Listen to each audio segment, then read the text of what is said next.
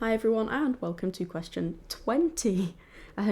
Really climbed up in the numbers of this question series. And today's question is, in terms of learning something new or accomplishing a project, when does done really mean done?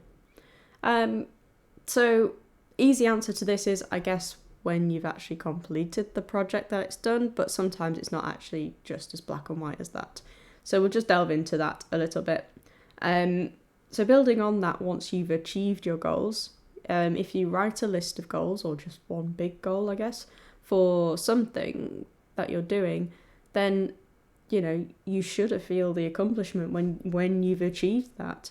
And if you don't feel like you've accomplished it, there's always means of seeking if you've accomplished it. You can always record it and send it. Well, I'm your tutor, the person who's asked this. I'm your tutor. You could email it to me, send it to me and see if I think you've achieved that goal. And sometimes it's not about looking at just that goal you've achieved. Is there something else in there you've achieved this time round that you haven't struggled with in the past, that you have struggled in the past, with, but you've actually managed to do that this time around? Sometimes we forget to see those things.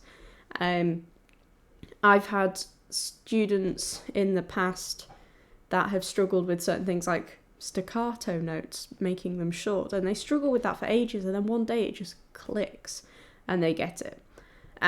Also, some people struggle to actually play at a steady tempo for ages, no matter how many times we do clapping games and rhythms and that sort of thing. They just can't put that into their playing for a while, but then one day they get it and it's fine. I don't like to stress about these things too much. It's like, I'm not a mother, but I have had two younger brothers that have both been nappy trained, and if you stress about it too much, the children see that stress and then they don't want to be potty trained. It's the same thing. If you highlight something so much, it becomes even more in the forefront of that person's brain, and they overthink it, and it stresses them out, and then they can't make that change. So be mindful of that. Asking for someone else's opinion is always a really good way of getting an outsider's point of view on what you're doing. Now, it doesn't always have to be that a performance or a recording is your goal for something. It could just merely be you're trying to get better at something. You're trying to get a new style under your belt. And, it's okay to understand that it doesn't have to be a perfect performance that you've done. It could just be dabbling in that field to see if you enjoy it or not, and you want to pursue it further.